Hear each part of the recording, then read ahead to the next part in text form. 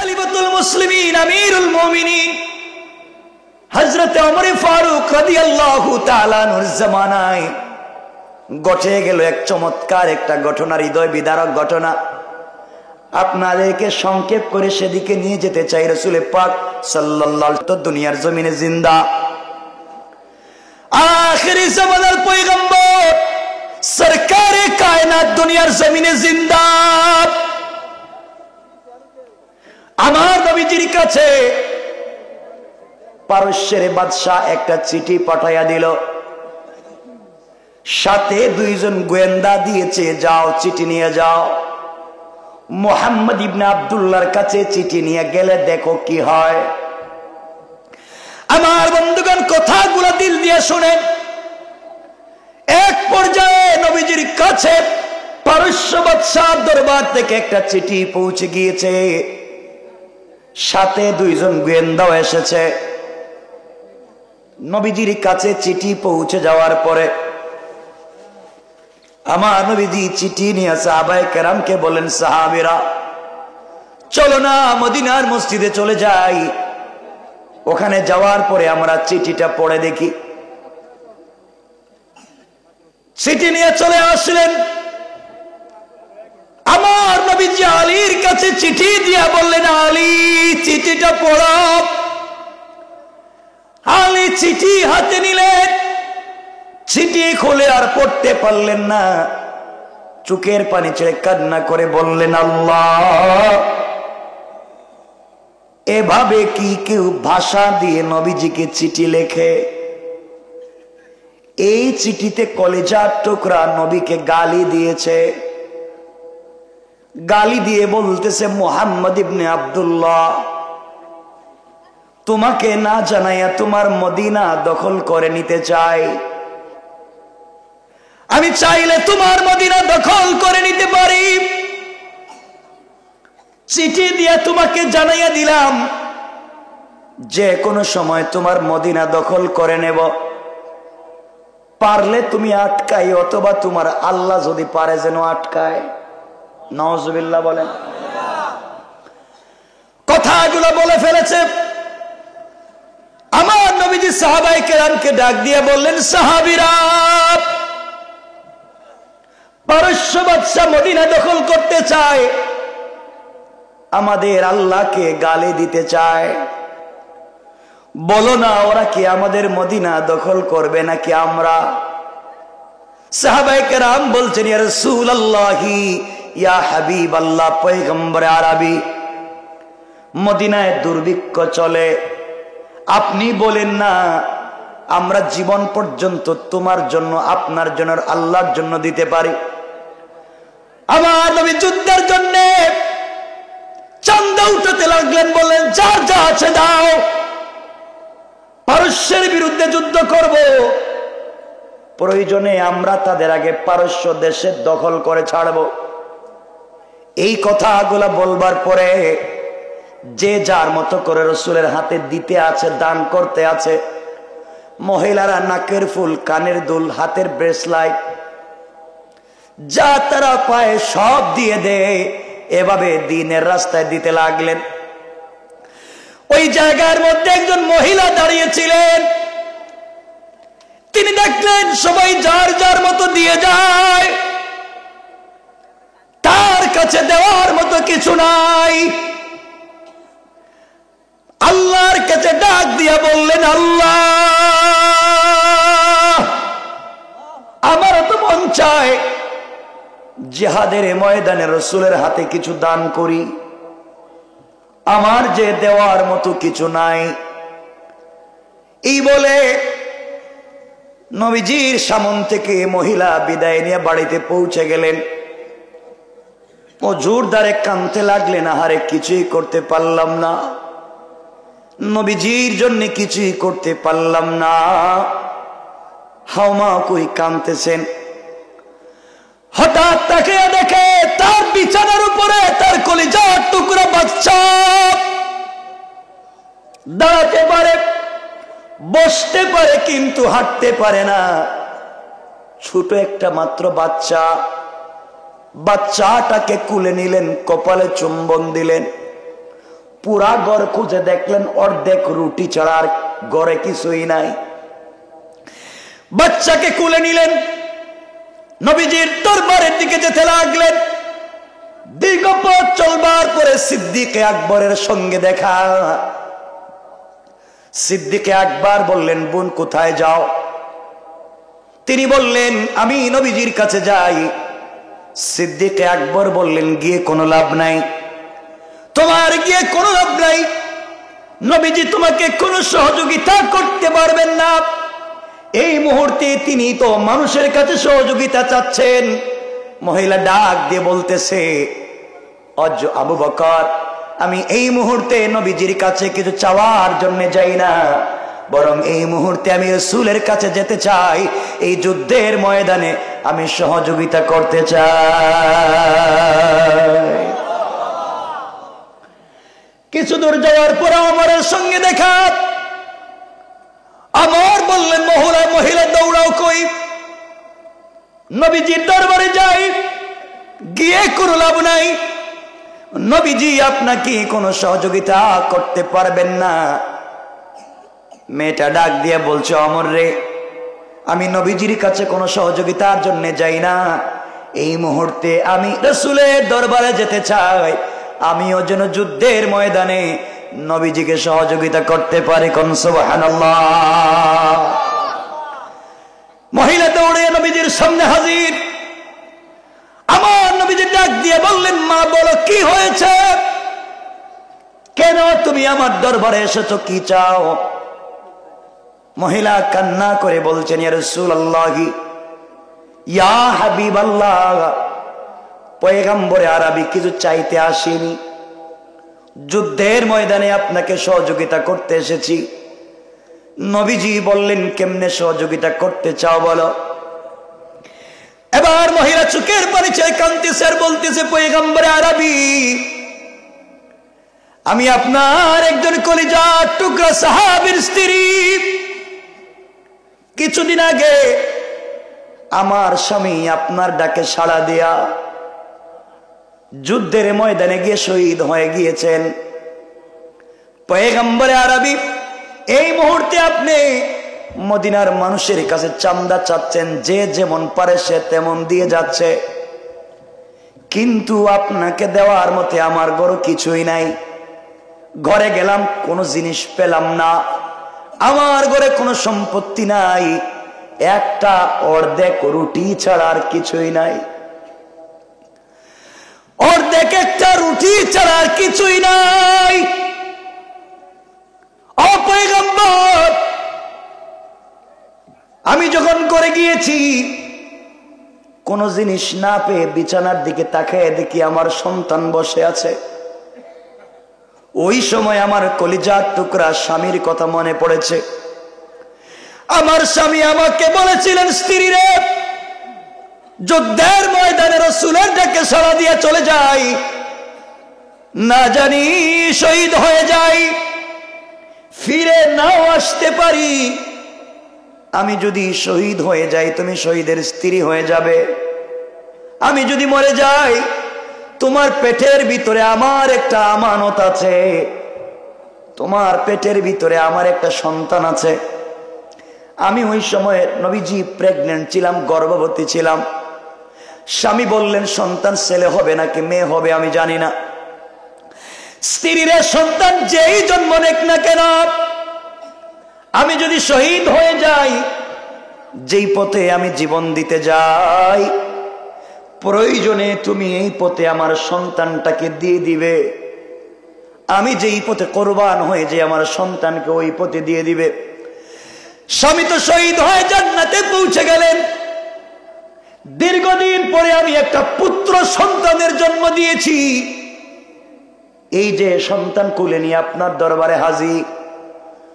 ও পয়গম্বরে আরবি, স্বামী তো চলে গেলেন, তার পথে দেওয়ার জন্য নিয়ে এসেছি। ঘরের ভিতরে কোনো সম্পদ আমি পাই নাই, যুদ্ধের ফান্ডে দেওয়ার মতে আমি কিছু পাই নাই। আমি আমার কলিজার টুকরা সন্তানটাকে নিয়ে আসলাম।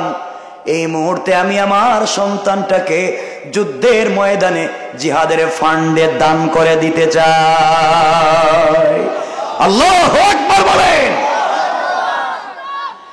নবীজি ডাক দিয়ে বললেন, মা বলো এই বাচ্চা নিয়ে আমি কি করব?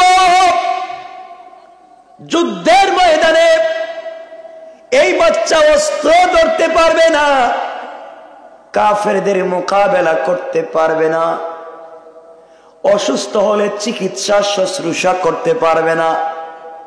আমি এই বাচ্চাকে যুদ্ধের ময়দানে নিয়ে কি করব? মহিলার সহজ সরল জবাব, ও মুসলমানরা দিলের কান লাগাইয়া শুনেন, মহিলার জবাব পয়গম্বরে আরবি, আমি আমার সন্তানের চাইতে, আমি আমার জীবনের চাইতে আপনাকে ভালোবাসি। আল্লাহু আকবার।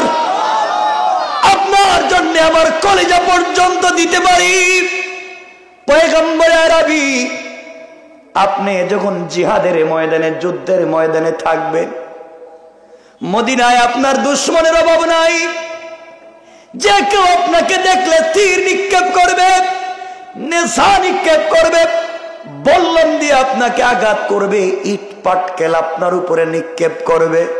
পয়গম্বর, যেদিক থেকে বেশি বেশি তীরের আঘাত আসবে, ওই দিকে আপনি আমার বাচ্চাটাকে ঢাল বানাইয়া ধরবেন। সবগুলা তীর এসে আমার শরীরের কলিজায় লাগবে, আমার সন্তান চিৎকার দিয়ে শহীদ হয়ে যাবে, আমি শহীদের মা হয়ে যাব, আর আমার সন্তানের শাহাদতের মাধ্যমে আমার নবীজি বেঁচে যাবেন বেশি দিন, নবীজির চেহারা দেখতে পারবো। এর চাইতে বেশি কিছু এই পৃথিবীতে আমি চাই না। আল্লাহু আকবার বলেন। কেমন ছিলেন তারা, কেমন ছিলেন? আমার বন্ধুগণ, এই জন্যে কথাগুলা ভালো করে বুঝেন, দিকভ্রান্ত হবেন না, বিপদগ্রস্ত হবেন না। বাইরে যে কথা বলতে চাই খুব মনোযোগ দিয়ে শুনেন। তাদের টাকা ছিল না, এরপরেও তারা জান্নাত কেমনে কিনলেন শোনেন। নবীজির কলিজার টুকরা সাহাবী হযরতে তালহা ইবনে উবাইদুল্লাহ রাদিয়াল্লাহু তাআলা আনহু আল্লাহর নবীজির পিছনে সালাত আদায় করেন, নবীজির পিছনে সালাত আদায় করেন, 5 ওয়াক্ত নামাজ পড়েন নবীজির পিছনে। নবীজি প্রতিদিন ফজরের সালাতের পরে মুখ ফিরাইয়া মুসল্লিদের দিকে তাকায়া তিনি নসিহত করেন, ওয়াজ করেন। তালহা ইবনে উবাইদুল্লাহ সকল সাহাবীরা ওই ওয়াজে শরীক থাকেন। সাহাবায়ে কেরাম তাকায়া দেখেন তালহা ইবনে উবাইদুল্লাহ রাদিয়াল্লাহু তাআলা আনহু প্রতিদিন নবীজির পিছনে সালাত পড়ে ঠিকই, কিন্তু তিনি কোন নামাজের সালাম ফিরাইয়া 1 মিনিটও বসে না, তাড়াতাড়ি করে মসজিদ থেকে বের হয়ে চলে যায়। সাহাবায়ে কেরাম নবীজির কাছে নালিশ করলেন, ইয়া রাসূলুল্লাহ, ইয়া হাবিবাল্লাহ, পয়গম্বর আরবি, আপনার সাহাবী তালহা ইবনে উবাইদুল্লাহ মনে হয় মুনাফিক হয়ে গিয়েছে, নাউজুবিল্লাহ বলেন। আপনার পিছনে সালাত আদায় করেন, আপনার পিছনে নামাজ পড়েন, কিন্তু আপনার ওয়াজ শুনেন না। নবীজি বললেন, তালহা আর আসলে আমার সালাম দিও। হযরতে তালহা পরের দিন ফজরের সালাতে হাজির। সালাম ফিরাইয়া সাহাবায়ে কেরাম কোনো কথা বলবার আগে তালহা দ্রুত গতিতে মসজিদ থেকে বের হয়ে চলে গেলেন। নবীজির কাছে সাহাবায়ে কেরাম বলছেন, ইয়া রাসূলুল্লাহ, আমরা কথা বলবার আগে তালহা তো সালাম ফিরে দৌড় দিয়ে চলে গেল, একটা দিনও আপনার নসিহত শুনে না, একটা দিনও আপনার কথা শুনতে চায় না। আপনি বলেন তো এই মুহূর্তে কি করা যায়? এবার নবীজি বললেন, সাহাবীরা তালহার বাড়িতে যাও, আমার সালাম দিবে, আর বলবে তোমাদের সঙ্গে যেন আমার দরবারে আসে। সাহাবায়ে কেরাম পৌঁছে গেলেন, তালহা ইবনে উবাইদুল্লাহর বাড়িতে গেলেন, গিয়ে দেখেন ঘরের ভিতর দিয়ে তালা দেওয়া, ঘরের ভিতর দরজার ভিতর দিয়ে তালা দেওয়া। আওয়াজ করলেন, ডাক দিয়া বললেন, তালহা দরজা খুলে দাও, আমরা নবীজির সাহাবী। তলহা জবাব দিচ্ছেন, কেন এসেছো আমার ভাইরা? সবাই বললেন, নবীজি সালাম দিয়েছেন, আপনি নবীজির দরবারে যাবেন। তলহা ডাক দিয়ে বললেন, ও কলিজার টুকরা নবীজির সাহাবী, চলে যাও, নবীজির দরবারে চলে যাও, আর বলে দিও আমার আসতে একটু দেরি হবে। সাহাবায়ে কেরাম তো রাগে অগ্নিশর্মা, কত বড় বেয়াদব! নবীজি সালাম দিয়েছেন আর তিনি বলতেছেন আসতে দেরি হবে। রাগ করে সবাই নবীজির দরবারে গিয়ে বলেন, ইয়া রাসূলুল্লাহ, আপনার সাহাবী এমন হয়ে গিয়েছে জানি না, তিনি তো আপনার দরবারে আসবেন, আমরা সালাম দিলাম, তিনি বললেন একটু পরে আসবেন, আপনার কথা মতো আসলেন না। দীর্ঘক্ষণ পরে নবীজির সামনে তলহা ইবনে উবাইদুল্লাহ হাজির। নবীজির সামনে বসে আছেন, মাথা নিচের দিকে বসে আছেন দিয়া। নবীজি তলহাকে ধরলেন, হাতটাকে ধরে কপালে চুম্বন করে বুকে জড়ালেন। সাহাবায়ে কেরাম তো তলহাকে বলছেন মুনাফিক হয়ে গেল কিনা। নবীজি তলহাকে বুকের সঙ্গে জড়াইয়া ডাক দিয়ে বললেন, তলহা, বলো না তোমাকে কি আমি কোনো কষ্ট দিছি নাকি? তুমি কি আমার কাছ থেকে কোনো ব্যথা পাইছো নাকি? তলহা, কেন তুমি আমার চেহারার দিকে তাকাও না? ও তলহা, তুমি কেন আমি নবীজির দারসে বসো না? তুমি কেন ফজরের সালাতের পরে নসিহতে বসো না? তলহা বলো, আমি কি তোমাকে কোনো ব্যথা দিছি নাকি? আমার কাছ থেকে তুমি কোনো কষ্ট পাইছো নাকি? কেন তলহা তুমি বসতে পারো না? হযরতে তলহা হাউমাউ করে কাঁদতে লাগলেন। আমার নবীজিকে জড়াইয়া ডাক দিয়ে বলছেন, ইয়া রাসূলুল্লাহ, এমন কোন ঘটনা নাই, আমার মা বাবা, আমার জীবন যৌবন আপনার জন্য উৎসর্গ করে দিলাম। ও পয়গম্বর, আপনার কাছ থেকে আমি কষ্ট পাইনি। আমারও মন চায় সারা দিন যেন আপনার কদমের কাছে বসে থাকি, আমারও মন চায় আপনার চেহারার দিকে তাকাইয়া থাকি। পয়গম্বর, সবার যেমন মন চায় আমারও মন চায় আপনার কাছে যেন বসে থাকি, আর কোথাও না যাই। কেন আমি আপনার দর্শে বসি না? কেন আমার লজ্জা হয় আপনার চেহারার দিকে তাকাতে? পয়গম্বরে আরবি, আমার ঘরের ভিতরে এই যে আমার পরনে যে কাপড় দেখতেছেন, এই কাপড় ছাড়া আমার ঘরে আর কোনো কাপড় নাই। আমি যখন আপনার পিছনে নামাজ পড়তে আসি, ওই সময় ঘরের ভিতরে একটা গর্ত খনন করেছি, ওই গর্তের ভিতরে আমি আমার স্ত্রীকে উলঙ্গ করে রেখে আসি। দরজা বাহির দিকে লাগাইয়া আপনার পিছনে নামাজ পড়ি। ঘরের ভিতরে আমার এবং আমার স্ত্রীর ওই একটা কাপড় ছাড়া আর কোনো কাপড় নাই, আমাদের আর কোনো সম্পদ নাই। আপনার পিছনে এসে যখন আমি নামাজে দাঁড়াইয়া যাই, বড় শান্তি পাই, বড় মজা পাই। মন চায় যেন নামাজ না ভাঙ্গি, বসে থাকি নামাজের পরে। সালাম ফিরানোর পরে আমার মনে পড়ে যায়, আরে আমার স্ত্রী তো উলঙ্গ গর্তের ভিতরে, আমি না গেলে কি দিয়ে নামাজ পড়বে? এই কথা মনে হয়ে গেলে আপনার চেহারা মুবারক না দেখা বাড়ির দিকে দৌড়ায় আর পিছন দিকে তাকে আল্লাহকে ডাক দিয়া বলে, আল্লাহ, কোন দিন তুমি আমাকে একটা কাপড়ের ব্যবস্থা করে দিবা? আল্লাহ, একটা কাপড়ের ব্যবস্থা করে দাও। পয়গম্বরে আরবি, আপনার প্রতি আমার কোনো অভিযোগ নাই। নবীজি আবার বললেন, ও তলহা, এমন ঘটনা তো জানি না। নবীজি জড়াইয়া ধরলেন। নবীজি বললেন, বলো না তোমার কোনো অভিযোগ আল্লাহর উপরে আসেনি? ইসলাম কবুল করবার পরে মাত্র একটা কাপড়ের টুকরা, তাও তোমার আর স্ত্রী দুজন মিলে পড়ো। তলহা বলছেন, পয়গম্বর, আল্লাহর আদালতে আমার কোনো অভিযোগ নাই। আল্লাহ যে অবস্থায় আমাকে রেখেছেন আলহামদুলিল্লাহ, এক টুকরা তো কাপড় দিয়েছেন। এই কথা বলতে কথা বলা শেষ করতে পারেন নাই, জিবরিল এসে সালাম দিয়ে বলছেন, ইয়া রাসূলুল্লাহ, এই মুহূর্তে আল্লাহ তালহা ইবনে উবাইদুল্লাহর উপরে সন্তুষ্ট হইয়া এই মুহূর্তে জান্নাতুল ফিরদাউসের সার্টিফিকেট দিয়ে দিয়েছে। আল্লাহু আকবার বলে। কেমন ছিলেন তারা, কেমন ছিলেন? আমার বন্ধুগণ শোনো, তারা এইভাবে কাপড় ছিল না, খাবার ছিল না, থাকবার জায়গা ছিল না, এরপরও জীবন যৌবন উৎসর্গ করে আল্লাহর জমিনে আল্লাহর দ্বীন কায়েম করে গিয়েছে। আজকে এই দ্বীনের উপরে যদি আঘাত করে, এই দ্বীনকে মুছে দেওয়ার কেউ ষড়যন্ত্র করে, এই ষড়যন্ত্রকারীদের অস্তিত্ব এই সমাজে থাকতে পারে না। ঠিক কিনা জোরে বলেন?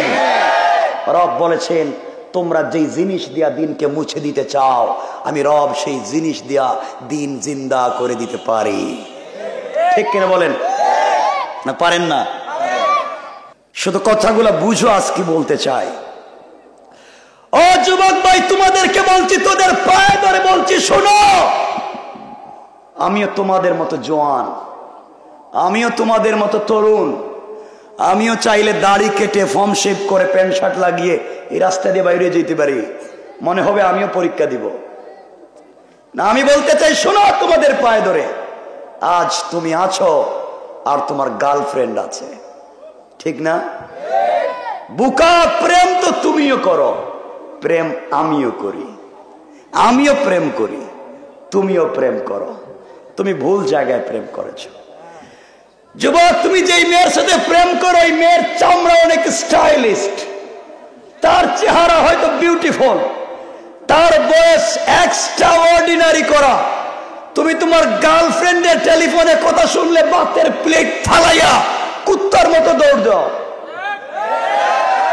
বুকা, তুমি জানো না তুমি যেই মেয়ের প্রেমে পড়েছ, যেই মেয়ের জন্য অস্তিত্ব বিনাশ করে দিয়েছ, কসম রব্বে পাকের জাতের, আজকে রাত্রে যদি তোমার গার্লফ্রেন্ড মরে যায়, 72 ঘন্টার ভিতরে তার সুন্দর চামড়ার থেকে বের হবে পোকা।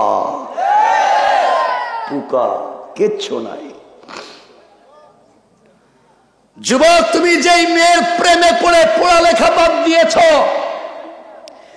যেই মেয়ের প্রেমে পড়ে ফেন্সিডিল ইয়াবা ধরেছ, যেই মেয়ের প্রেমে পড়ে মা বাবার মুখে চুনকালি দিয়েছ, যেই মেয়ের সাথে সম্পর্ক করতে গিয়ে তোমার মা বাপ রাস্তায় বের হতে পারে না, যেই মেয়ের সাথে সম্পর্ক করে আজ দেশে বিদেশে ইনকাম করে যা টাকা পয়সা সব এই মেয়ের পিছনে ইনভেস্ট করেছ, দিন শেষে তুমি এই মেয়েটাকে পেতে চাও।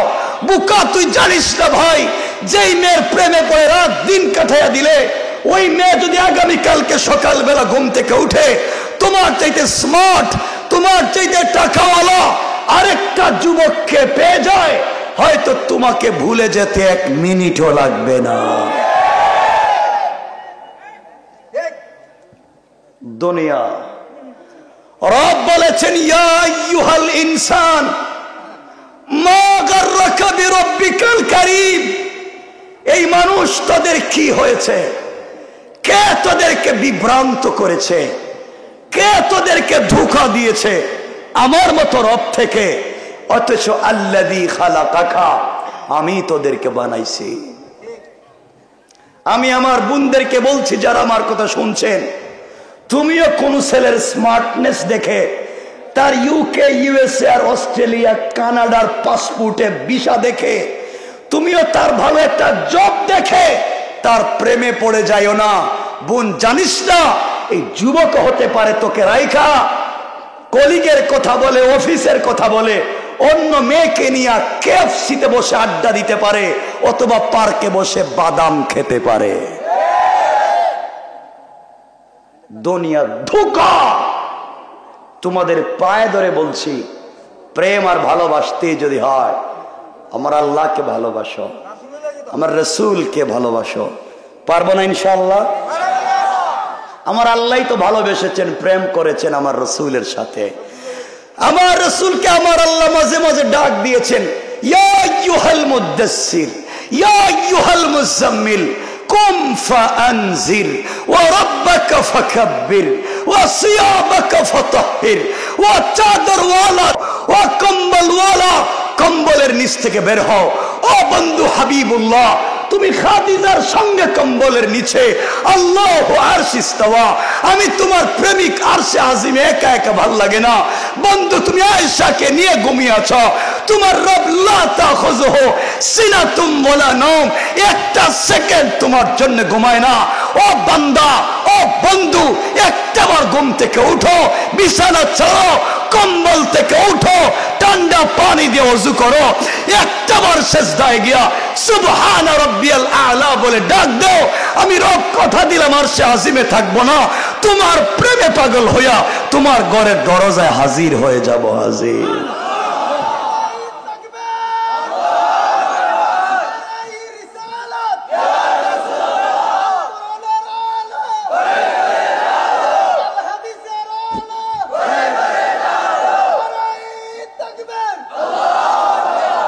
আমার কথা কি বুঝছেন এতক্ষণ? ভাই ভুল পথে যাইও না। ও কুমিল্লার মানুষ, একদিন তোমাদের এলাকার চৌধুরী বাড়ির চৌধুরী বাড়ি থাকবে, চৌধুরী থাকবেন না। একদিন চেয়ারম্যানের বাড়ির চেয়ারম্যান বাড়ি থাকবে, চেয়ারম্যান থাকবেন না। একদিন এলাকার জমিদারের জমিদার বাড়ি থাকবে, জমিদার থাকবেন না। একদিন আপনার মেহনত, রক্ত পানি করা সম্পত্তি দিয়া বানানো বাড়ি থাকবে, থাকবে না শুধু তুমি। একদিন তোমার কলিজার টুকরা যে সুন্দর স্মার্ট গাড়ি কিনেছিল, গাড়ির ড্রাইভিং সিটে আরেকজন বসবে, তোমার অফিসের চেয়ারে আরেকজন বসবে, তুমি যে রুমে ঘুমাইতে বিছানায় আরেকজন ঘুমাবে, সব ঠিক মতো থাকবে, শুধু থাকবে না তুমি। কথা বলেন? এজন্য ভুল পথে যাইও না, ভুল কাজে যাইও না, সব ভুলে যাও। রবকে মোহাব্বত করতে শিখো, আমার রসুলকে ভালোবাসতে শিখো। রব তো বলেছেন, বান্দা তুই মনে করতেছিস কিয়ামতের দিনে হয়তো তোর পীর সাহেব তোরে বাঁচাবে, হয়তো তোর মা বাপ তোকে বাঁচাবে, হয়তো ভাই বোন বাঁচাবে। খুলেন সূরা আল মারিজ, খুলেন 29 নম্বর পারা সূরা আল মারিজ। রব বলেছেন, ইয়াওমা তাকুনুস সামাউ কাল মুহল ওয়া তাকুনুল জিবালু কাল আইন। ও বান্দা, যেই দিন আসমান বিগলিত তামার মতো ফুটা ফুটা হয়ে পড়বে, যেই দিন গোটা দুনিয়ার পাহাড়গুলা রঙিন সুতার মতো উড়ে যাবে, রব বলেছেন, ইউলা ইয়াসআলু হামিমুন হামিমা। ওই দিন বন্ধু পর্যন্ত বন্ধুর খবর নিবে না। তুমি আমি নিজেকে বাঁচাবার জন্য রব বলেছেন, ইউবাসসিরুনহুম ইয়াওয়াদুল মুজরিমু লাউ ইফতাদি মিন আযাবি ইয়াউমিযিন বিবানি। আমাকে তোমাকে জাহান্নাম থেকে বাঁচাবার জন্য আল্লাহর কাছে জামিন বানাবো সন্তানকে। আল্লাহ বলবেন, সন্তানকে জামিন দিলে দিব না। ওয়া সাহিবাতিহি ওয়া আখি, আপনার স্ত্রীকে দিলেও রব দিবেন না, আপনার ভাই বোনকে দিলেও দিবেন না। ওয়া ফাসিলাতিহি আল্লাতী তুই, তুমি যার লিডারি করো, তুমি যার কর্মী হয়ে নেতৃত্ব দাও, তোমার নেতা কর্মী কেউ পাবে না। রব বলেছেন, ওমান ফিল আরদি জামিআন সুম্মা ইউনজি। আসমান জমিনের সব সম্পত্তি দিলেও কেউ নাজাত পাইতে চাইবে। রব বলেছেন, কাল্লা কাল্লা ইন্নাহা লাযা, সব দিবে বান্দা, তোকে ছাড়বো না।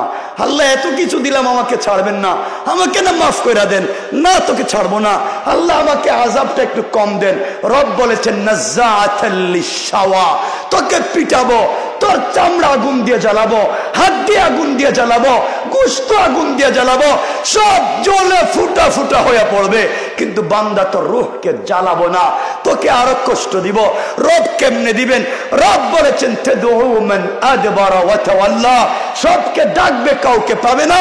2 লক্ষ জীবন্ত বকরির বাচ্চাকে মাথা নিচের দিকে করে পা উপর দিকে উঠাইয়া জীবন্ত বকরির বাচ্চার শরীর থেকে চামড়া টাইনা টাইনা নামাইলে যে কষ্ট হয়, রব বলেছেন, আমাকে চিনলে না, তোর পরিবার চিনলে, মা বাপ আত্মীয় স্বজন চিনলে, আমি রবকে চিনলে না, কিয়ামতের দিনে আমিও 19 জন ফেরেশতা দিয়া তোর মাথা নিচের দিকে করে পা উপর দিকে উঠাইয়া তোর শরীর থেকে চামড়া টাইনা টাইনা নামাবো। বিশ্বাস হইল না, এরপরে বিশ্বাস হয় নাই। রব এরপরে বলছেন কেন শাস্তি দিব জানোস নি? আমরা তো জানি না।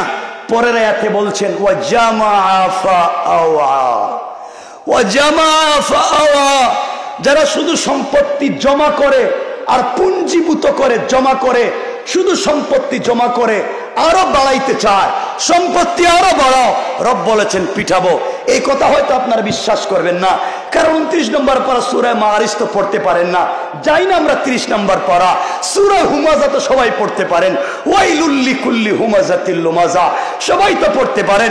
এই সূরার শেষ দিকে আল্লাহ বলছেন আল্লাযী জামাআ মালাও ওয়া আদ্দাদা, যারা সম্পত্তি জমা করে আর শুধু গণনা করে, আমিও তাদেরকে পিটাবো।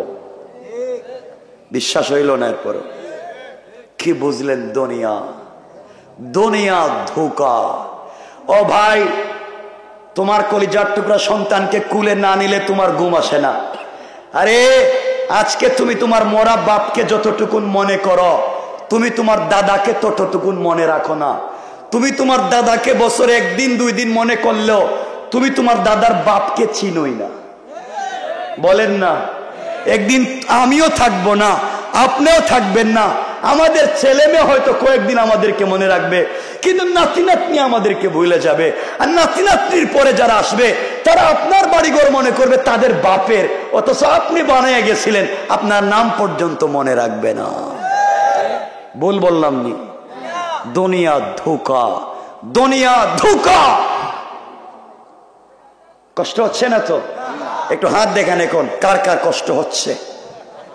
ওরে আল্লাহ, এতক্ষণ ওয়াজ করলাম, এরপরে কষ্ট হচ্ছে। আমার 1 ঘন্টার কাছাকাছি কষ্ট হচ্ছে না তো? আচ্ছা বসেন, শোনো আমি কি বলতে চাই। ও ভাই, ও ভাই, তোমার বিজনেস আছে, তুমি সারাদিন ব্যবসা করেছো, সকাল থেকে সন্ধ্যা পর্যন্ত রড সিমেন্ট গ্রোসারি সব ব্যবসা করেছ, সবাইকে মনে রাখছো, ব্যবসার হিসাব ঠিক রেখেছ, কার কাছ থেকে কয় টাকা পাইলা ব্যাংকের রিসিপ্ট ঠিক রেখেছ, তোমার ছেলে আমেরিকা থাকো টেলিফোন দিয়ে খবর নিয়েছ, সবার সাথে সম্পর্ক ঠিক রেখেছ। যাকে ভুলে গিয়েছ তার নাম আল্লাহ। রবকে ভুলে গেলা, দুনিয়ার সব ঠিক মতো করলা, সন্ধ্যার পরে দোকানের কেসের বাক্স খুলেছ, কেসের টাকা গুনতে গিয়েছ, ব্যবসা তোমার, কেসের বাক্সের টাকা তোমার, সব তোমার, আর বুকা তোমার। তোমার টাকা যখন গুনতে গিয়েছ, তুমি জানো না তোমার কেসের বাক্সের ভিতরে টাকা আছে, হয়তো তোমার কেসের বাক্সের ভিতরে আজরাইল বসা। আজরাইল আল্লাহকে বলছে আল্লাহ আমসিক আও আতরুক, ও বলতেছে বিজনেস তার, ও বলে কেসের বাক্সের টাকা তার, ও বলে দোকানের মাল সম্পত্তি সব তার। আল্লাহ আজকে সবার সাথে হিসাব ঠিক রাখছে, বউরেও টেলিফোন দিছে, ছোট বাচ্চা স্কুলে গেছে কিনা তারও খবর নিছে, মায়ের ঔষধও ঠিক মতো খবর নিয়ে পাঠাইছে, বিদেশেও খবর নিছে, সবার খবর নিছে, নিজের পক্ষ থেকে টেলিফোন দিয়ে খবর নিছে। কিন্তু রব তুমি যে তারে প্রতিদিন 5 বার ডাকলা, আজকে আয় হাইয়া আলাল ফালাহ, ও বান্দা দোকানে কল্যাণ নাই, আমার কাছে সব কল্যাণ, একটা বারও তোমার ডাকের সাড়া দেয়নি। এখন কেসের বাক্সের টাকা গুনতেছে আর বলতেছে সব তার। রব গনতে দিব না ফালায় দিব? আল্লাহ কয় কান বরাবর একটা গরম থাপ্পড় দে। দিছে থাপ্পড়, দেখা যায় ব্রেন স্ট্রোক। আসেনি কিছু মানুষ দোকানের কেসের বাক্সের কেসে বসা, অফিসের চেয়ারে বসা, হঠাৎ স্ট্রোক করে পড়ে গেছে। আছে না নাই?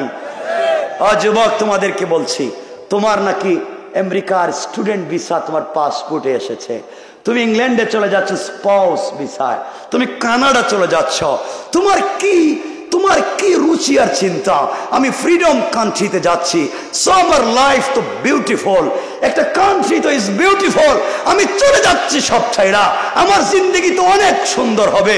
সবার কাছ থেকে টেলিফোনে বিদায় নিচ্ছ, আগামী কালকে ঢাকা আন্তর্জাতিক শাহজালাল বিমানবন্দর থেকে তোমার ফ্লাইট, সবার কাছ থেকে বিদায় নিয়া ব্যাগেজ লাগেজ ঠিক করেছ, পাসপোর্ট বালিশের নিচে রাখছ, সকালে ঘুম থেকে উঠেই তোমার ফ্লাইট চলে যাবে। বুকা জানো না হতে পারে বালিশের নিচে আজরাইল বসা? ঠিক কিনা বলে? আজরাইল বলছে আল্লাহ সবার কাছ থেকে তো বিদায় নিল, সবার সাথে সম্পর্ক ঠিক রাখলো। বহুত দূরের বন্ধুরে বলছে দোস্ত আর দেখা হবে না, গেলাম বহুত দূরে ইউরোপ আমেরিকা। রব সবাইকে মনে রাখছে, কিন্তু তোমারে বইলা গেছে। আমার তো ভাল লাগে না, কি করব? ওরে কি ঘুমাইতে দিব নাকি কালকে যাইতে দিব? আল্লাহ কয় কান বরাবর একটা থাপ্পড় লাগা। দিছে ঘুমের ভিতরে থাপ্পড়, দেখা যায় ঘুমে হার্ট অ্যাটাক, শরীর কাঁপতেছে। আছে না নাই? রব বলেছেন ইয়া আইয়ুহাল ইনসান মা গাররাকা বিরাব্বিকাল কারীম, ও মানুষ তোরে আমি বানাইছি, আমি দুনিয়া সব বানাইছি। কোন বলে তোকে ফাইয়া কোন বলে বানাই নাই, তোকে বানাইছি আমার হাত দিয়া। কেমনে বইলা যাও, কেমনে বইলা যাও? কষ্ট হচ্ছে? এভাবে কথা বললে শুনলে কষ্ট হবে? শোনো যুবক, তোমাদেরকে আর একটু সামনে নিয়ে যাই। ও ভাই তোমাকে বলছি, আরে বাদ দাও না ফেন্সিডিলের বোতল ফালাইয়া দাও, একদিন ইয়াবা ট্যাবলেটটা ফালাইয়া দাও না, গাঞ্জার পুড্ডিটা ফালাইয়া দাও, সব আসো। যাই না আমরা আজকে মসজিদে রবের কদমে সেজদা দিই। রব বলেছেন মসজিদে আসো, আল্লাহুম্মা ইফতাহলি আবওয়াব রাহমাতিক, ওখানে রহমত নিয়ে বসে রইছি আমি, আয় রহমত তো দিব। বের হয়ে যখন যাবা আল্লাহুম্মা ইন্নী আসআলুকা মিন ফাদলিক, ফদলিকের তিনটা অর্থ, একটা হচ্ছে হালাল রিজিক। রব বলেছেন মসজিদে আয়, রহমত নিয়ে যা, যাওয়ার সময় হালাল রিজিকের বস্তা নিয়ে যা। তুমি আসো না, রবকে ডাকো না। শোনো শোনো, ফিরোজ শাহী এক গায়কের নাম শুনছো?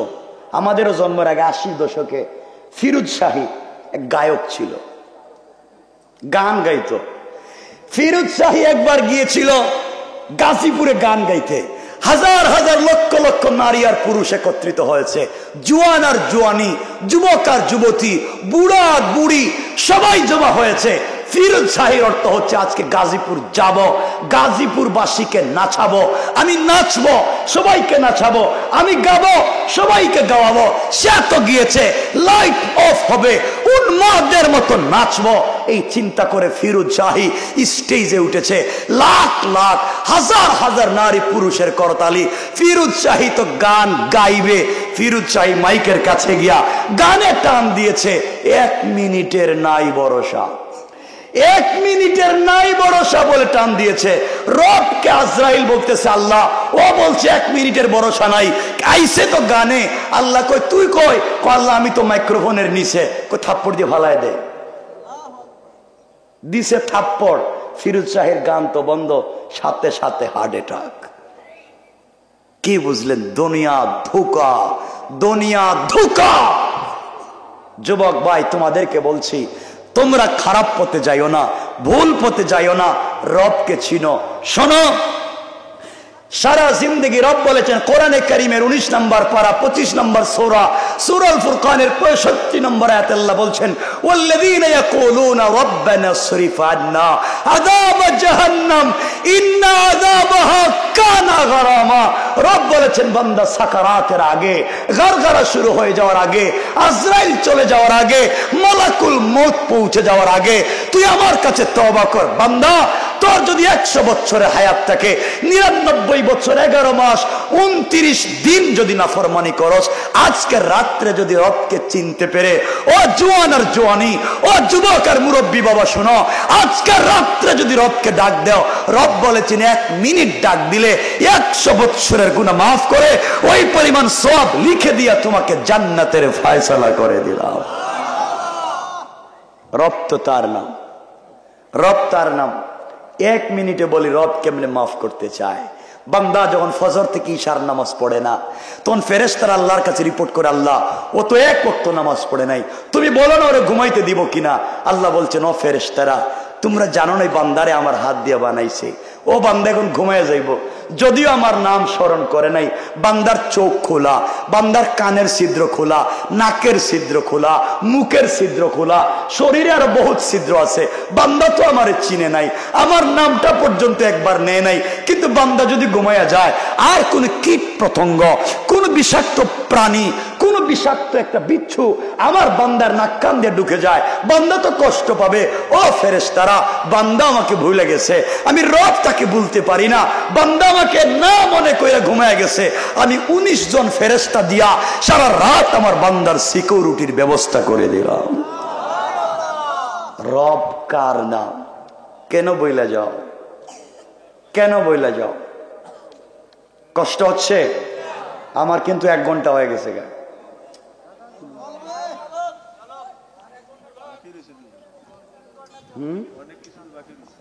সময় তো শেষ হয়ে গেছে গা।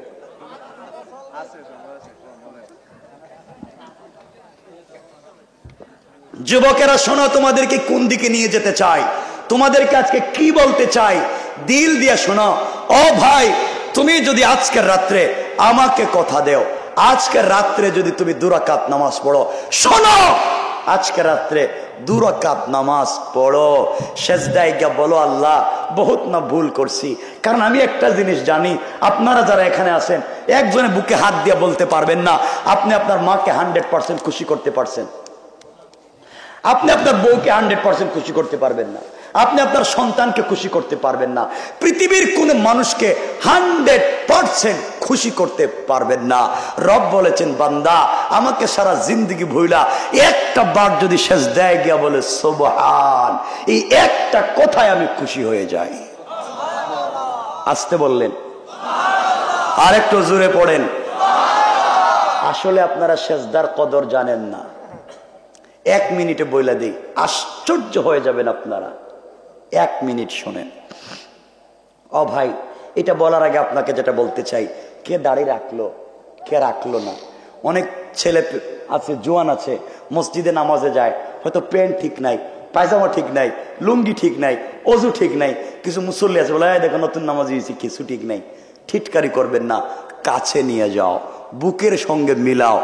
আজ সে হয়তো চিনে না, আগামীকালকে তোমার আমার চাইতে ভালো হয়ে যেতে পারে। কাউকে দূরে সরাইয়া দিও না, কাউকে ঠেলে বাইর করে দিও না, যত পারো কাছে নিয়ে যাও, যত পারো কাছে নিয়ে যাও। যে কথা বলে আলোচনায় নিয়ে আসছিলাম, দিল দিয়ে শোনেন। ও যুবক ভাইরা, রাসূল পাক সাল্লাল্লাহু আলাইহি ওয়াসাল্লাম একদিন আসরের সালাত ইমামতি করতেছেন মসজিদে নববীতে। কোন ওয়াক্ত? আসরের নামাজ ফরজ কয় রাকাত? 4 রাকাত। নবীজি 3 রাকাত ঠিক মতো পড়লেন, 3 রাকাত পড়ালেন। 4th রাকাতের প্রথম সেজদা ঠিক মতো দিলেন, দ্বিতীয় সেজদায় নবীজি গেছেন আর উঠেন না। আধা ঘন্টা শেষ। সাহাবায়ে কেরাম কেউ কেউ মনে করলেন আল্লাহ জানে রাসূল কি অবস্থা হয়েছে, আসেন না নাই, উঠেন না কেন? দীর্ঘক্ষণ পর নবীজি সেজদার থেকে মাথা উঠালেন, সালাম ফিরালেন। সাহাবায়ে কেরাম বলছেন ইয়া রাসূলুল্লাহ, আমরা জানতে চাই আমরা কি আজকের থেকে আসরের নামাজের 4th সেজদা, 4th রাকাতের দ্বিতীয় সেজদা কি লম্বা দিব না, ব্যাপারটা কি? নবী বললেন না রে, তোমরা জানো না, আমি যখন নামাজের সেজদায় তখন আমার নাতি হাসান আমার কাঁধে উঠে আমার লম্বা চুল দইরা আমার পিঠের দিকে 2টা পা ফালাইয়া আমারে গোড়া দৌড়ায়। আল্লাহু আকবার বললেন না? আমি নামাজের সেজদা ইমামতি করি, আমার নাতি আমার কাঁধে ওইটা ঘোড়া দৌড়ায়। আমি চিন্তা করলাম এখন যদি আমি উঠি আর আমার নাতি যদি ভয় পাইয়া বের হয়ে যায়, রব যদি বলেন ও মুহাম্মদ সাল্লাল্লাহু আলাইহি ওয়াসাল্লাম, কে তোমাকে অনুমতি দিয়েছে উঠতে, আর তুমি কেন আমার এক বান্দাকে মসজিদ থেকে বের করে দিলা, ওকে কেন বের করে দিয়েছ? আমি তো বহুত বিপদে পড়ে গেছি, এই জন্য আমি উঠি না। আমি চিন্তা করলাম নাতি আমার পিঠে খেলাধুলা করতে থাকুক, যতক্ষণ খেলবে আমি সেজদার থেকে উঠবো না, যখন সে নামবে তখন আমি উঠবো। যখন সে আধা ঘন্টা হয়ে গেল উঠে না, আমি তো সেজদায়। এমন সময় জিবরিল আমিন আমাকে এসে বলছেন ইয়া রাসূলুল্লাহ, আপনি সালাম গ্রহণ করুন, আপনি সেজদায়, নাতি আপনার পিঠের উপরে খেলাধুলা করতেছে, এরপরেও নামাজ ভাঙ্গেন নাই। রব আসমান থেকে মুস্কি মুস্কি হাসতেছে, হাসতেছে। সুবহানাল্লাহ, জোরে পড়েন, জোরে। এটার নাম ছিল নামাজ, এটার নাম নামাজ। আর আপনার নামাজে বাচ্চারা দুষ্টামি করলে বাইর করে দেন। একটা কথায় কথা চলে এসছে, আর 1 মিনিটে বইলে দেই। ওই যে বললাম কাউকে দূরে সরাইয়া দিয়েন না, কাউকে ঠেলে সরাইয়া দিয়েন না, কাছে রাখেন, বুকের সাথে রাখেন। পারবো না? বলেন না, বুকের সঙ্গে জোড়া, মুসাফা করেন, ঠেলে দিবেন না। ইসলাম মারামারি কাটাকাটি করে দাঙ্গা করে সৃষ্টি হয় নাই। ইসলাম এসেছে শান্তির মাধ্যমে, ভালোবাসার মাধ্যমে, ঠিক না? বুঝেন একটা চমৎকার কথা। একদিন নবীজি বসে আছেন মসজিদে নববীতে, আমার রসূল, যার চেহারার দিকে তাকালে জাহান্নাম হারাম, যিনি রাস্তা দিয়ে হাঁটলে 40 দিন মেশকে আম্বরের গ্রাণ হয়ে যায়, যিনি রাস্তা দিয়ে হাঁটলে আসমানের মেঘমালা ছায়া দিতে থাকে, আল্লাহু আকবার বলে, সে রাসূল মসজিদে নববীতে বসা। এক ইহুদি অথবা খ্রিস্টান হাতে তরবারি নিয়েছে, আজকে মুহাম্মদকে মেরে ফেলবে। বলেন নাউজুবিল্লাহ। রব বলেছেন ইন্নাল্লাহা মা'ানা, আমি আছি, আপনি ভয় পাইয়েন না। আসছে খ্রিস্টান অথবা ইহুদি, হাতে তরবারি, আমার নবীকে মেরে ফেলবে। নবীর সামনে যদি কেউ আসতো, দুষ্ট দুশ্মন, নবীজি সালাম দিতেন, সালাম দিতেন। কি দিতেন? শুধু সালাম না, মুস্কি হাসতেন। সুবহানাল্লাহ বলেন, আরো জোরে বলেন না। নবীজি দাঁড়ায়া গেলেন, মুচকি হাসলেন, ইহুদিকে সালাম দিলেন, টপ করে হাত ধরলেন, বুকের সঙ্গে চাপ দিলেন, ছাইড়া দিয়ে বললেন কেন আসছ? ও চিন্তা করলো আসছিলাম মারতে, আসছিলাম দুনিয়া থেকে উঠায় দিতে। মোহাম্মদ উঠলো কি, উঠে আমার হাত ধরলো কেমনে, বুকের সঙ্গে লাগালো কেমনে, কি একটা গ্রান বাইর হইতেছে আমার শরীরে, তো কি একটা গ্রান বাইর হইতেছে। আমি ওরে মারতে কেন আসলাম? ওর বুকের সঙ্গে বুকটা লাগায় তো শান্তি পাইতেছি। আল্লাহু আকবার। কি রে আসলাম কি জিনিস, আর হইল কি জিনিস? নবীজি বলেন কেন আসছো, কেন আসছো? যুবকটাকে সালাম দেওয়ার পরে থতমত হচ্ছে, আমি কেন আসলাম? বলতে চাইতো আমি তো আপনাকে মারতে আসতেছিলাম, কিছু বলতে পারতেছে না। নবীজি তাকে সালাম দিয়েছেন। সিদ্দিকে আকবর বলেন ওয়াল্লাহে, আল্লাহর কসম, আমি আমার জিন্দেগিতে নবীজিকে সালাম দেওয়ার বহুত চেষ্টা করেছি, নবীজির আগে নবীজিকে সালাম দিতে পারি নাই। না সুবহানাল্লাহ, এটা পকেটে রেখে দিন কেমন? নবীজিকে সালাম দিতে পারেন নাই, নবীজি আরো আগে সালাম দিছেন। আমাদের আম্মা জান আয়েশা সিদ্দিকা বলেন আমি আমার জীবনে আমার স্বামীকে বহুত সালাম দেওয়ার চেষ্টা করছি, কিন্তু পারি নাই, স্বামী আমাকে আগে সালাম দিছেন। মানে আপনারা আমারে বলেন নবীজির মতো স্বামী আয়েশার মতো স্ত্রীকে সালাম দিতে পেরেছেন, আপনি দেননি। এখন আর কোন কথাবার্তা নেই, বউরে সালাম দেন না? একজন দুইজন হাত দেই, আর বাকি আর সমস্যাকে বিয়া করে নাই কেউ, এত মানুষ সালাম দেও না কেন? সালাম দিবা তো,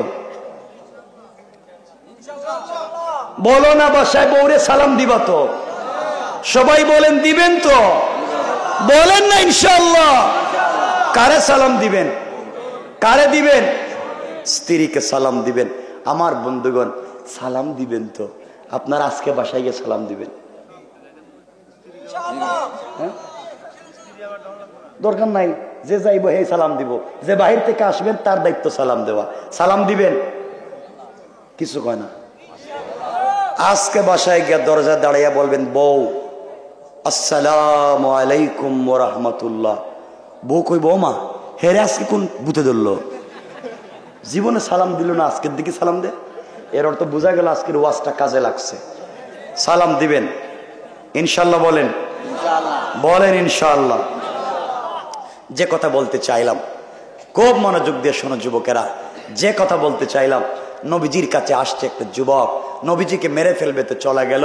যে কথা বলতে চেয়েছিলাম সেজদার দাম কত শোনো। আমার মুসলমান বন্ধুগণ গভীর মনোযোগ। আখিরি জামানার পয়গম্বর সরকারে কায়নাত দু জাহানের সরদার নবী রহমত জনাবে মুহাম্মদ রাসূলুল্লাহ সাল্লাল্লাহু আলাইহি ওয়াসাল্লাম এই পৃথিবীর জমিনে আগমন করেন নাই, সৃষ্টি হয় নাই কেউ দুনিয়ার জমিনে এখন পর্যন্ত, কেউকে সৃষ্টি করেন নাই রব, শুধুমাত্র জিবরিল আমিনকে তৈরি করলেন।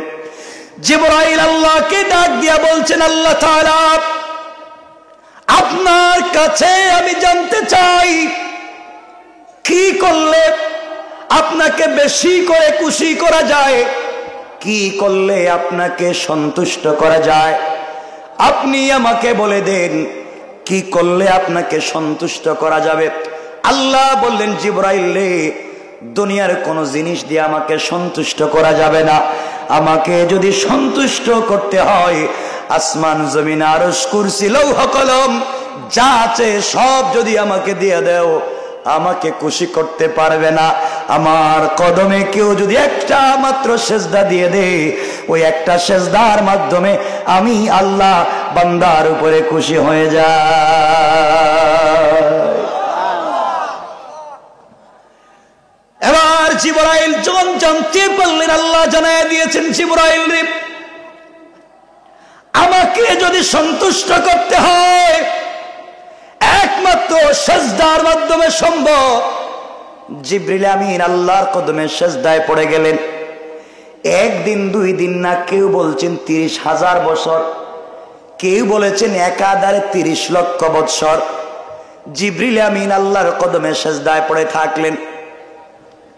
দীর্ঘদিন সেজদা দেওয়ার পরে জিবরাইল যখন মাথা উঠায় দিলেন, মনে মনে আশা করলেন আল্লাহ রাব্বুল ইজ্জত ওয়াল জালাল হয়তো বলবেন, জিবরাইল খুশি হয়ে গিয়েছি, তুমি আমার কদমে সেজদা করেছো, লম্বা সময় পর্যন্ত সেজদা দিয়েছো, আমি আল্লাহ তোমার উপরে 100% খুশি। জিবরাইল দীর্ঘদিন পর্যন্ত সেজদা দিলেন, মাথা উঠালেন, আল্লাহ কোনো জবাব দেন না, আল্লাহ কোনো কথা বলেন না। এবার জিবরাইল বলছেন, আল্লাহ তাআলা 30,000 অথবা 30 লক্ষ বছর আপনাকে সেজদা করলাম, জবাব দেন না কেন? আল্লাহ বললেন, জিবরাইল তোমার প্রশ্নের জবাব আমি কিছুক্ষণ পরে দিচ্ছি, আগে তুমি আরশে আজিমের দিকে তাকাও। জিবরিল আমিন আরশে আজিমের দিকে তাকালেন, তাকায়া দেখেন ওখানে লেখা লা ইলাহা ইল্লাল্লাহু মুহাম্মাদুর রাসূলুল্লাহ। জিবরাইল বলেন, আল্লাহ তাআলা আরশে আজিমে তো একটা কালিমা লেখা, কালিমার সঙ্গে আমার সেজদার সম্পর্ক কি? আল্লাহ ডাক দিয়া বললেন, জিবরাইল তোমাকে আমি কালিমা এই জন্য দেখাইয়া দিলাম। জিবরাইল রে, তুমি 30,000 অথবা 30 লক্ষ বছর সেজদা দিয়েছ, এই যে তোমাকে দেখালাম কালিমা, এই কালিমা যেই নবীকে নসিব করব, উনি আমার কলিজার টুকরা বন্ধু হাবিবুল্লাহ। আমার বন্ধুর উম্মতেরা প্রতিদিন 5 ওয়াক্ত নামাজ ফরজ আদায় করবে, 5 ওয়াক্ত ফরজে 17 রাকাত সালাত পড়বে। কত রাকাত? জোহরের নামাজ কত রাকাত বলেন? আসরের কত? কত হইছে? মাগরিবের কত? কত হইছে? এশার কত? কত হইছে? কত হইছে? সবাই বলেন। কেউ 15, কেউ 17। ফজরের কত? কত হইছে? আমার রাসূলের উম্মতেরা প্রতিদিন 17 রাকাত সালাত ফরজ পড়বে, প্রত্যেকটা রাকাতে 2টা করে সেজদা দিবে, প্রত্যেকটা সেজদায় কমপক্ষে 3 বার সুবহানা রাব্বিয়াল আ'লা বলবে। আমি আল্লাহ তাদের প্রতি এত সন্তুষ্ট, তুমি যে 30,000 অথবা 30 লক্ষ বছর সেজদা করে যতটুকুন সওয়াবের মালিক হয়েছ, আমার কোন আখিরি জামানার উম্মত একটা সেজদায় গিয়া একবার যখন সুবহানা রাব্বিয়াল আ'লা বলবে, তখন তাদের এই একবারের সওয়াব 30 লক্ষ বছরের সেজদার চাইতে বেশি হয়ে যাবে। আল্লাহু আকবার। সেই সেজদা আজ আমরা ভুলে বসে রয়েছি। এই জন্য আমার বন্ধুগণ কথাগুলা দিল দিয়ে শুনেন। আল্লাহ রাব্বুল ইজ্জত ওয়াল জালাল বুঝাতে চাইলেন, বান্দা দুনিয়ার জমিনে তুমি যদি আমার পথে চলো, দুনিয়ার জমিনে দেখবা কাফের বেঈমানেরা কৌশল করে দিন মুছে দেওয়ার জন্য। আল্লাহ বলছেন, কাফের বেঈমানেরা যত কৌশল করুক না কেন মুছে ফেলতে পারবে? কথা বলেন, পারবে? আওয়াজ করে বলেন, পারবে? পারবে না। খলিফাতুল মুসলিমিন আমিরুল মুমিনিন হযরত ওমর ফারুক রাদিয়াল্লাহু তাআলা আনহুর জামানায় ঘটে গেল এক চমৎকার একটা ঘটনা, হৃদয় বিদারক ঘটনা। আপনাদেরকে সংক্ষেপ করে সেদিকে নিয়ে যেতে চাই। রাসূল পাক সাল্লাল্লাহু আলাইহি ওয়াসাল্লাম দুনিয়ার জমিনে জিন্দা, আখিরি জামানার পয়গম্বর সরকারে কায়নাত দুনিয়ার জমিনে জিন্দা। আমার নবীজির কাছে পারস্যের বাদশাহ একটা চিঠি পাঠাইয়া দিল, সাথে দুইজন গোয়েন্দা দিয়েছে, যাও চিঠি নিয়ে যাও। মুহাম্মদ ইবনে আব্দুল্লাহর কাছে চিঠি নিয়ে গেলে দেখো কি হয়। আমার বন্ধুগণ, কথাগুলো দিল দিয়ে শুনেন। এক পর্যায়ে নবীজির কাছে পারস্য বাদশাহ দরবার থেকে একটা চিঠি পৌঁছে গিয়েছে, সাথে দুইজন গোয়েন্দাও এসেছে। নবীজির কাছে চিঠি পৌঁছে যাওয়ার পরে আমার নবীজি চিঠি নিয়ে সাহাবায়ে কেরামকে বলেন, সাহাবীরা চলো না মদিনার মসজিদে চলে যাই, ওখানে যাওয়ার পরে আমরা চিঠিটা পড়ে দেখি। চিঠি নিয়ে চলে আসলেন। আমার নবীজি আলীর কাছে চিঠি দিয়া বললেন, আলী চিঠিটা পড়ো। আলী চিঠি হাতে নিলেন, চিঠি খুলে আর পড়তে পারলেন না, চোখের পানি ছেড়ে কান্না করে বললেন, আল্লাহ, এভাবে কি কেউ ভাষা দিয়ে নবীজিকে চিঠি লেখে? এই চিঠিতে কলেজার টুকরা নবীকে গালি দিয়েছে, গালি দিয়ে বলতেছে, মুহাম্মদ ইবনে আব্দুল্লাহ, তোমাকে না জানাইয়া তোমার মদিনা দখল করে নিতে চাই। আমি চাইলে তোমার মদিনা দখল করে নিতে পারি। চিঠি দিয়ে তোমাকে জানাইয়া দিলাম, যে কোনো সময় তোমার মদিনা দখল করে নেব। পারলে তুমি আটকাই, অথবা তোমার আল্লাহ যদি পারে যেন আটকায়। নাউজুবিল্লাহ বলেন। কথাগুলো বলে ফেলেছে। আমার নবীজি সাহাবায়ে কেরামকে ডাক দিয়ে বললেন, সাহাবীরা, পারস্য বাদশা মদিনা দখল করতে চায়, আমাদের আল্লাহকে গালি দিতে চায়। বলো না, ওরা কি আমাদের মদিনা দখল করবে নাকি আমরা? সাহাবায়ে কেরাম বলছেন, ইয়া রাসূলুল্লাহি, ইয়া হাবিবাল্লাহ, পয়গম্বর আরবি, মদিনায় দুর্ভিক্ষ চলে, আপনি বলেন না আমরা জীবন পর্যন্ত তোমার জন্য, আপনার জন্য, আল্লাহর জন্য দিতে পারি। আমার নবী যুদ্ধের জন্য চাঁদা উঠাতে লাগলেন, বললেন, যা যা আছে দাও, পারস্যের বিরুদ্ধে যুদ্ধ করব, প্রয়োজনে আমরা তাদের আগে পারস্য দেশে দখল করে ছাড়ব। এই কথাগুলা বলবার পরে যে যার মতো করে রাসূলের হাতে দিতে আছে, দান করতে আছে। মহিলারা নাকের ফুল, কানের দুল, হাতের ব্রেসলাইট, যা তারা পায় সব দিয়ে দেয়। এভাবে দিনের রাস্তায় দিতে লাগলেন। ওই জায়গার মধ্যে একজন মহিলা দাঁড়িয়েছিলেন। তিনি দেখলেন সবাই যার যার মতো দিয়ে যায়, তার কাছে দেওয়ার মতো কিছু নাই। আল্লাহর কাছে ডাক দিয়া বললেন, আল্লাহ, আমারও তো মন চায় জিহাদের ময়দানে রাসূলের হাতে কিছু দান করি, আমার যে দেওয়ার মতো কিছু নাই। এই বলে নবীজির সামন থেকে মহিলা বিদায় নিয়ে বাড়িতে পৌঁছে গেলেন। ও জোরদারে কাঁদতে লাগলেন, আহারে কিছুই করতে পারলাম না, নবীজির জন্য কিছুই করতে পারলাম না। হাওমা কই কাঁদতেছেন। হঠাৎ তাকে দেখে তার বিছানার উপরে তার কলিজার টুকরা বাচ্চা দাঁড়াতে পারে, বসতে পারে, কিন্তু হাঁটতে পারে না। ছোট একটা মাত্র বাচ্চা। বাচ্চাটাকে কুলে নিলেন, কপালে চুম্বন দিলেন, পুরা ঘর খুঁজে দেখলেন অর্ধেক রুটি ছাড়া আর ঘরে কিছুই নাই। বাচ্চাকে কুলে নিলেন, নবীজির দরবারের দিকে যেতে লাগলেন। দীর্ঘ পথ চলবার পরে সিদ্দিকে আকবরের সঙ্গে দেখা। সিদ্দিকে আকবর বললেন, বোন কোথায় যাও? তিনি বললেন, আমি নবীজির কাছে যাই। সিদ্দিকে আকবর বললেন, গিয়ে কোনো লাভ নাই, তোমার গিয়ে কোনো লাভ নাই, নবীজি তোমাকে কোনো সহযোগিতা করতে পারবেন না। এই মুহূর্তে তিনি তো মানুষের কাছে সহযোগিতা চাচ্ছেন।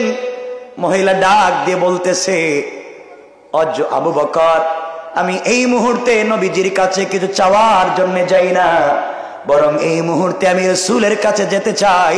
এই যুদ্ধের ময়দানে আমি সহযোগিতা করতে চাই। কিছু দূর যাওয়ার পর ওমরের সঙ্গে দেখা। ওমর বললেন, মহিলা দৌড়াও কই? নবীজির দরবারে যাই, গিয়ে কোনো লাভ নাই, নবীজি আপনাকে কোনো সহযোগিতা করতে পারবেন না।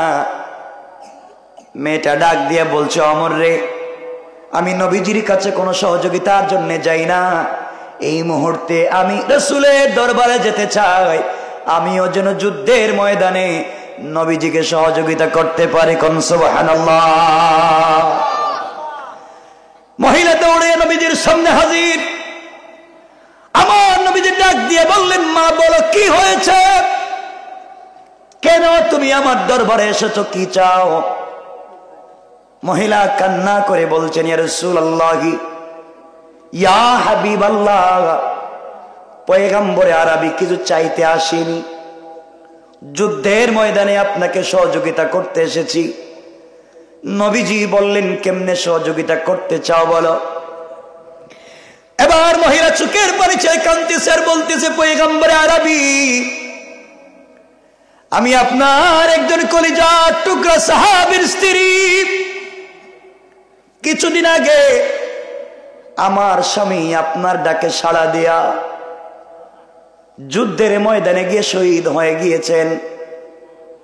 পয়গম্বরে আরবি, এই মুহূর্তে আপনি মদিনার মানুষের কাছে চান্দা চাচ্ছেন, যে যেমন পারে সে তেমন দিয়ে যাচ্ছে, কিন্তু আপনাকে দেওয়ার মতে আমার ঘরে কিছুই নাই। ঘরে গেলাম, কোনো জিনিস পেলাম না, আমার ঘরে কোনো সম্পত্তি নাই, একটা অর্ধেক রুটি ছাড়া আর কিছুই নাই, অর্ধেক একটা রুটি ছাড়া আর কিছুই নাই। ও পয়গম্বর, আমি যখন করে গিয়েছি, কোন জিনিস না পেয়ে বিছানার দিকে তাকিয়ে দেখি আমার সন্তান বসে আছে। ওই সময় আমার কলিজার টুকরা স্বামীর কথা মনে পড়েছে। আমার স্বামী আমাকে বলেছিলেন, স্ত্রী রে, যুদ্ধের ময়দানে রাসূলের ডাকে সাড়া দিয়ে চলে যাই, না জানি শহীদ হয়ে যাই, ফিরে নাও আসতে পারি। আমি যদি শহীদ হয়ে যাই, তুমি শহীদের স্ত্রী হয়ে যাবে। আমি যদি মরে যাই, তোমার পেটের ভিতরে আমার একটা আমানত আছে, তোমার পেটের ভিতরে আমার একটা সন্তান আছে। আমি ওই সময় নবীজি প্রেগনেন্ট ছিলাম, গর্ভবতী ছিলাম। স্বামী বললেন, সন্তান ছেলে হবে নাকি মেয়ে হবে আমি জানি না, স্ত্রীর সন্তান যেই জন্ম নেক না কেন, আমি যদি শহীদ হয়ে যাই, যেই পথে আমি জীবন দিতে যাই, প্রয়োজনে তুমি এই পথে আমার সন্তানটাকে দিয়ে দিবে। আমি যেই পথে কোরবান হয়ে যে আমার সন্তানকে ওই পথে দিয়ে দিবে। স্বামী তো শহীদ হয়ে জান্নাতে পৌঁছে গেলেন। দীর্ঘদিন পরে আমি একটা পুত্র সন্তানের জন্ম দিয়েছি। এই যে সন্তান কুলে নিয়ে আপনার দরবারে হাজির। ও পয়গম্বরে আরবি, স্বামী তো চলে গেলেন, তার পথে দেওয়ার জন্য নিয়ে এসেছি। ঘরের ভিতরে কোনো সম্পদ আমি পাই নাই, যুদ্ধের ফান্ডে দেওয়ার মতে আমি কিছু পাই নাই। আমি আমার কলিজার টুকরা সন্তানটাকে নিয়ে আসলাম। এই মুহূর্তে আমি আমার সন্তানটাকে যুদ্ধের ময়দানে জিহাদের ফান্ডে দান করে দিতে চায়। আল্লাহু আকবার বলেন। নবীজি ডাক দিয়ে বললেন, মা বলো এই বাচ্চা নিয়ে আমি কি করব? যুদ্ধের ময়দানে এই বাচ্চা অস্ত্র ধরতে পারবে না, কাফেরদের মোকাবেলা করতে পারবে না, অসুস্থ হলে চিকিৎসা শুশ্রূষা করতে পারবে না। আমি এই বাচ্চাকে যুদ্ধের ময়দানে নিয়ে কি করব? মহিলার সহজ সরল জবাব, ও মুসলমানরা দিলের কান লাগাইয়া শুনেন, মহিলার জবাব পয়গম্বরে আরবি, আমি আমার সন্তানের চাইতে, আমি আমার জীবনের চাইতে আপনাকে ভালোবাসি। আল্লাহু আকবার। আপনার জন্য আমার কলিজা পর্যন্ত দিতে পারি। পয়গম্বরে আরবি, আপনি যখন জিহাদের ময়দানে, যুদ্ধের ময়দানে থাকবেন, মদিনায় আপনার দুশমনের অভাব নাই। যে কেউ আপনাকে দেখলে তীর নিক্ষেপ করবে, নেশা নিক্ষেপ করবে, বল্লম দিয়ে আপনাকে আঘাত করবে, ইট পাটকেল আপনার উপরে নিক্ষেপ করবে। পয়গম্বর, যেদিক থেকে বেশি বেশি তীরের আঘাত আসবে, ওই দিকে আপনি আমার বাচ্চাটাকে ঢাল বানাইয়া ধরবেন। সবগুলা তীর এসে আমার শরীরের কলিজায় লাগবে, আমার সন্তান চিৎকার দিয়ে শহীদ হয়ে যাবে, আমি শহীদের মা হয়ে যাব, আর আমার সন্তানের শাহাদতের মাধ্যমে আমার নবীজি বেঁচে যাবেন বেশি দিন, নবীজির চেহারা দেখতে পারবো। এর চাইতে বেশি কিছু এই পৃথিবীতে আমি চাই না। আল্লাহু আকবার বলেন। কেমন ছিলেন তারা, কেমন ছিলেন? আমার বন্ধুগণ, এই জন্যে কথাগুলা ভালো করে বুঝেন, দিকভ্রান্ত হবেন না, বিপদগ্রস্ত হবেন না। বাইরে যে কথা বলতে চাই খুব মনোযোগ দিয়ে শুনেন। তাদের টাকা ছিল না, এরপরেও তারা জান্নাত কেমনে কিনলেন শোনেন। নবীজির কলিজার টুকরা সাহাবী হযরতে তালহা ইবনে উবাইদুল্লাহ রাদিয়াল্লাহু তাআলা আনহু আল্লাহর নবীজির পিছনে সালাত আদায় করেন, নবীজির পিছনে সালাত আদায় করেন, 5 ওয়াক্ত নামাজ পড়েন নবীজির পিছনে। নবীজি প্রতিদিন ফজরের সালাতের পরে মুখ ফিরাইয়া মুসল্লিদের দিকে তাকায়া তিনি নসিহত করেন, ওয়াজ করেন। তালহা ইবনে উবাইদুল্লাহ সকল সাহাবীরা ওই ওয়াজে শরীক থাকেন। সাহাবায়ে কেরাম তাকায়া দেখেন তালহা ইবনে উবাইদুল্লাহ রাদিয়াল্লাহু তাআলা আনহু প্রতিদিন নবীজির পিছনে সালাত পড়ে ঠিকই, কিন্তু তিনি কোন নামাজের সালাম ফিরাইয়া 1 মিনিটও বসে না, তাড়াতাড়ি করে মসজিদ থেকে বের হয়ে চলে যায়। সাহাবায়ে কেরাম নবীজির কাছে নালিশ করলেন, ইয়া রাসূলুল্লাহ, ইয়া হাবিবাল্লাহ, পয়গম্বর আরবি, আপনার সাহাবী তালহা ইবনে উবাইদুল্লাহ মনে হয় মুনাফিক হয়ে গিয়েছে, নাউজুবিল্লাহ বলেন। আপনার পিছনে সালাত আদায় করেন, আপনার পিছনে নামাজ পড়েন, কিন্তু আপনার ওয়াজ শুনেন না। নবীজি বললেন, তালহা আর আসলে আমার সালাম দিও। হযরতে তালহা পরের দিন ফজরের সালাতে হাজির, সালাম ফিরাইয়া সাহাবায়ে কেরাম কোনো কথা বলবার আগে তালহা দ্রুত গতিতে মসজিদ থেকে বের হয়ে চলে গেলেন। নবীজির কাছে সাহাবায়ে কেরাম বলছেন, ইয়া রাসূলুল্লাহ, আমরা কথা বলবার আগে তালহা তো সালাম ফিরে দৌড় দিয়ে চলে গেল, একটা দিনও আপনার নসিহত শুনে না, একটা দিনও আপনার কথা শুনতে চায় না। আপনি বলেন তো এই মুহূর্তে কি করা যায়?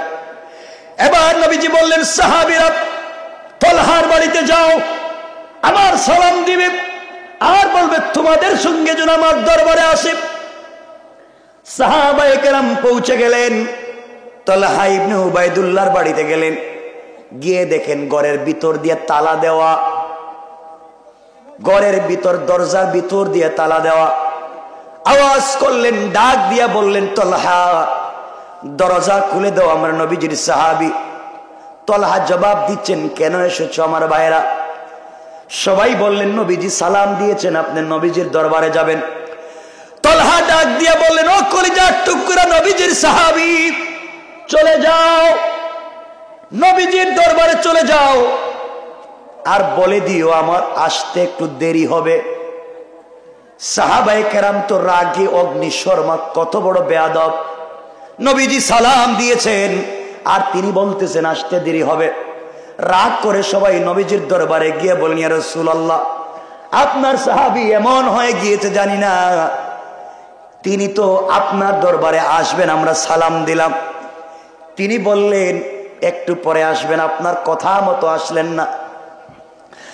দীর্ঘক্ষণ পরে নবীজির সামনে তলহা ইবনে উবাইদুল্লাহ হাজির। নবীজির সামনে বসে আছেন, মাথা নিচের দিকে বসে আছেন দিয়া। নবীজি তলহাকে ধরলেন, হাতটাকে ধরে কপালে চুম্বন করে বুকে জড়ালেন। সাহাবায়ে কেরাম তো তলহাকে বলছেন মুনাফিক হয়ে গেল কিনা। নবীজি তলহাকে বুকের সঙ্গে জড়াইয়া ডাক দিয়ে বললেন, তলহা বলো না, তোমাকে কি আমি কোনো কষ্ট দিছি নাকি? তুমি কি আমার কাছ থেকে কোনো ব্যথা পাইছো নাকি? তলহা কেন তুমি আমার চেহারার দিকে তাকাও না? ও তলহা, তুমি কেন আমি নবীজির দারসে বসো না?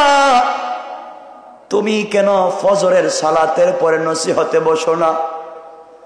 তলহা বলো, আমি কি তোমাকে কোনো ব্যথা দিছি নাকি?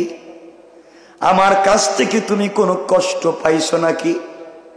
কেন তলহা তুমি বসতে পারো না? হযরতে তলহা হাউমাউ করে কাঁদতে লাগলেন। আমার নবীজিকে জড়াইয়া ডাক দিয়ে বলছেন, ইয়া রাসূলুল্লাহ, এমন কোন ঘটনা নাই, আমার মা বাবা, আমার জীবন যৌবন আপনার জন্য উৎসর্গ করে দিলাম। ও পয়গম্বর, আপনার কাছ থেকে আমি কষ্ট পাইনি। আমারও মন চায় সারা দিন যেন আপনার কদমের কাছে বসে থাকি, আমারও মন চায় আপনার চেহারার দিকে তাকাইয়া থাকি। পয়গম্বর, সবার যেমন মন চায় আমারও মন চায় আপনার কাছে যেন বসে থাকি, আর কোথাও না যাই। কেন আমি আপনার দর্শে বসি না? কেন আমার লজ্জা হয় আপনার চেহারার দিকে তাকাতে? পয়গম্বরে আরবি, আমার ঘরের ভিতরে এই যে আমার পরনে যে কাপড় দেখতেছেন, এই কাপড় ছাড়া আমার ঘরে আর কোনো কাপড় নাই। আমি যখন আপনার পিছনে নামাজ পড়তে আসি, ওই সময় ঘরের ভিতরে একটা গর্ত খনন করেছি, ওই গর্তের ভিতরে আমি আমার স্ত্রীকে উলঙ্গ করে রেখে আসি। দরজা বাহির দিকে লাগাইয়া আপনার পিছনে নামাজ পড়ি। ঘরের ভিতরে আমার এবং আমার স্ত্রীর ওই একটা কাপড় ছাড়া আর কোনো কাপড় নাই, আমাদের আর কোনো সম্পদ নাই। আপনার পিছনে এসে যখন আমি নামাজে দাঁড়াইয়া যাই, বড় শান্তি পাই, বড় মজা পাই। মন চায় যেন নামাজ না ভাঙ্গি, বসে থাকি নামাজের পরে। সালাম ফিরানোর পরে আমার মনে পড়ে যায়, আরে আমার স্ত্রী তো উলঙ্গ গর্তের ভিতরে, আমি না গেলে কি দিয়ে নামাজ পড়বে?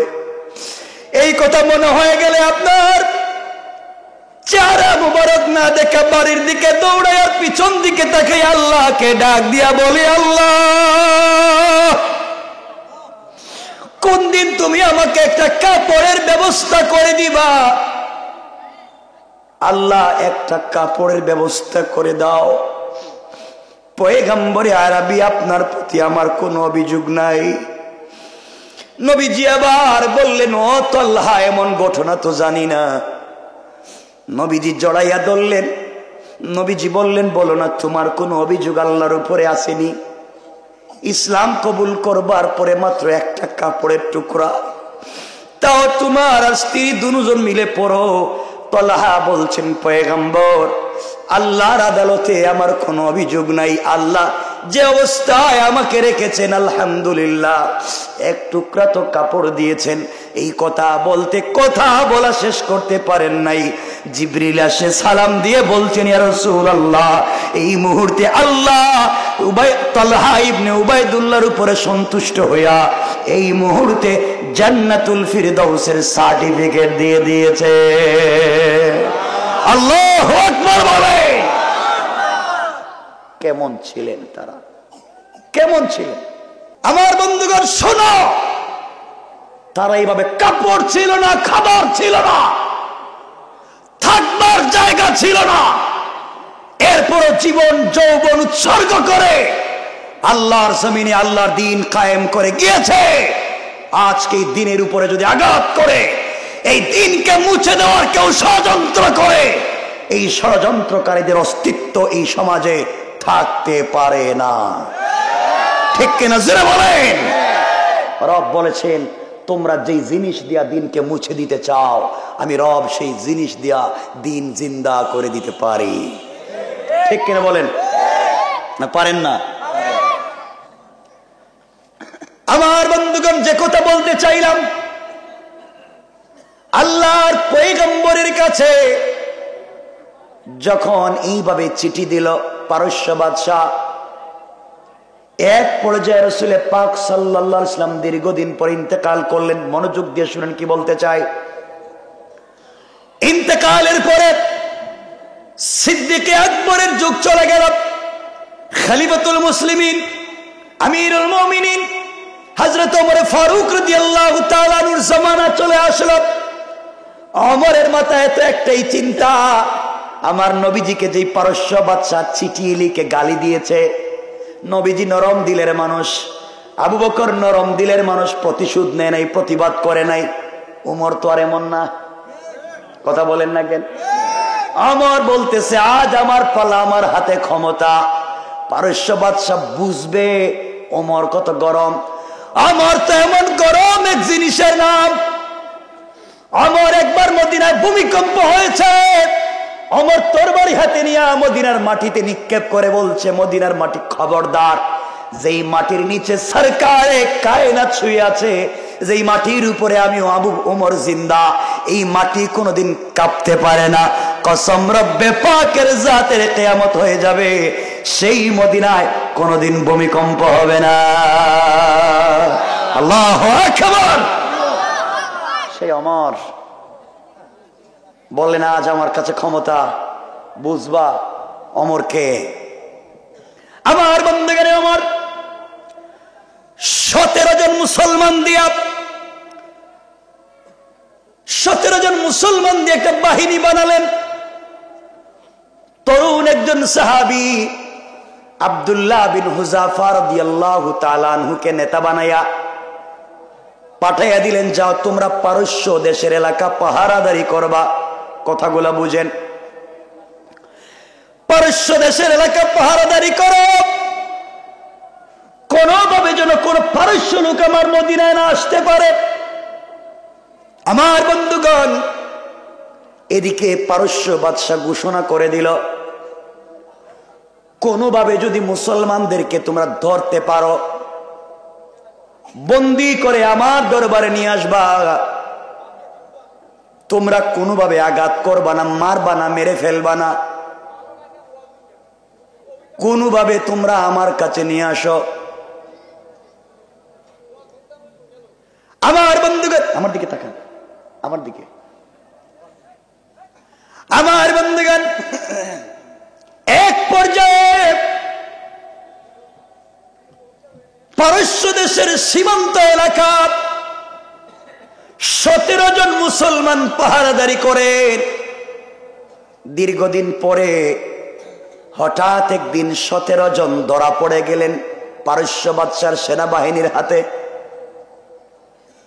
পারস্য বাদশাহ 17 জন ধরা পড়বার পরে 17 জনকে বাদশার দরবারে হাজির করা হলো।